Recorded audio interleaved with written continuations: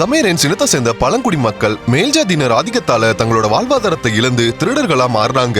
இந்த கூட்டத்தை சம்ஷேராங்கிற ஒருத்தவன் வழி நடத்துறான். மேல்ஜாதியினர் வீட்டுல நடக்கிற திருமணத்துல போய் அங்க இருக்கிற நகைகளை கொள்ளையடிச்சிட்டு வரத இவங்க வழக்கமா வச்சுக்கிறாங்க. இதனால பாதிக்கப்பட்ட மேல்ஜாதிக்காரங்க பிரிட்டிஷ் கவர்மெண்ட் கிட்ட 5000 தங்க காசு கொடுத்து இந்த இனத்தை ஒழிக்க சொல்றாங்க. அதனால பிரிட்டிஷ்காரங்க அந்த இனத்தை அழிக்கிறதுக்காக தங்களோட படையை அனுப்புறாங்க. அங்க போன வெள்ளக்கார படையோட சண்டை போட்ட கமேரியன்ஸ் அவங்கள சிறைப்பிடிச்சு வச்சிடுறாங்க. இந்தியாவை சேர்ந்த சுதிங்கிற ஒரு போலீஸ் சமாதானம் பேசுறதுக்காக சம்ஷேராவை பார்க்க போனவன் இந்த மாதிரி இந்த படையை விடுவிச்சுட்டு கவர்மெண்ட் கிட்ட சரணடைஞ்சா உங்க இன மக்கள் வாழ்றதுக்காக பிரிட்டிஷ் அரசாங்கம் இடம் கொடுக்கும் அப்படின்னு சொல்றான். இவனோட பேச்ச நம்பின சம்ஷேரா அதுக்கு ஒத்துக்கிட்டு சரணடைஞ்சிடுறான். பிரிட்டிஷ் இவங்களுக்காக ஊருக்கு ஒதுக்குப்புறமா இருக்கிற ஒரு கோட்டையை கொடுக்கறாங்க. அந்த கோட்டைக்குள்ள போனதுக்கு அப்புறம் தான் சம்ஷேராக்கு தெரிய வருது அவங்க ஏமாற்றப்பட்டது. இப்ப இந்த கோட்டைக்குள்ள கமேரியன்ஸ் அடைச்சு வச்சு அவங்களை அடிச்சு சித்திரவதை பண்ணி அங்க இருக்கிற மக்களை எல்லாம் அவங்களோட அடிமையா மாத்திடுறாங்க.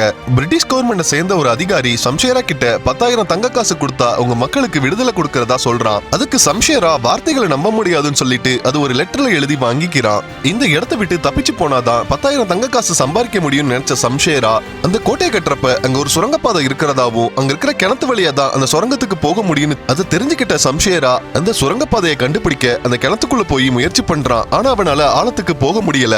அந்த கிணத்துக்குள்ள இன்னும் ஆழமா போறதுக்கு அங்க இருக்கிற மலை மேல ஏறி குதிக்க நினைச்ச சம்ஷேரா கர்ப்பமா இருக்கிற தன்னோட மனைவி கிட்ட சொல்லிட்டு அந்த மலை மேல ஏற ஆரம்பிக்கிறான்.